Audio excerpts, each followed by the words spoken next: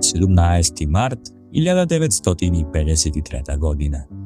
Маршалот Тито е во официјална посета на Бакингемската палата е кралицата Елизабета II. Во тоа време, ова представува значаен историски момент. За прв пат, еден комунистички лидер е во официјална посета на Обединетото кралство.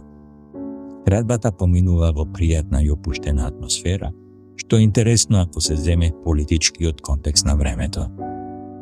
Задоволна од разговорот и неговиот тек, кралицата изразува јасна желба за посета на Југославија во иднина и при тоа споменува 3 конкретни дестинации: Белград, Дубровник и Охрид.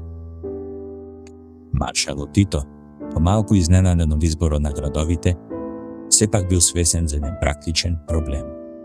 Еден од градовите, Охрид, во тоа време немал аеродром. Во 1950-тите, Охрид се уште бил тешко достапен од воздух, што значило дека организирање официјална посета од таков ранг би било сериозен логистички предизвик. Еднаш по неговото враќање, се започнуваат активности за подобрување на инфраструктурата во регионот. Еден од чекорите во тој развој биде Охридскиот аеродром, кој подоцна ќе стане клучна точка за туристичкиот развој на градот. Развојот и афирмацијата на Охридскиот аеродром започнуваат со првиот комерцијален лет на јат во 1953 година и траат до почетокот на 1968, кога се започнува со планирање и изведување на неговата модернизација и реконструкција. Со воспоставувањето на туристичка воздушна линија Белград-Скопје-Охрид, јат го вклучува аеродромот во својата внатрешна мрежа на дестинации во тогашна Југославија.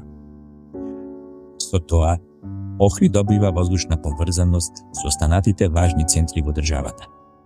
Значително проширување на сообраќајниот обем започнува во втората половина на 80-тите години на минатиот век, како резултат на стационарен леден туризам на Охридската ривиера. Во тој период, аеродромот се почесто прима меѓународни туристи, главно од Холандија, Германија, Велика Британија, Словенија и Србија.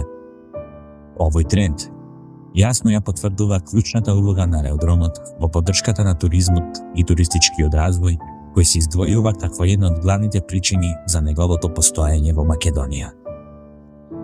Денес, аеродромот представува еден од клучните двигатели на туристичкиот развој во Македонија, обслужувајќи повеќе од 250.000 патници годишно.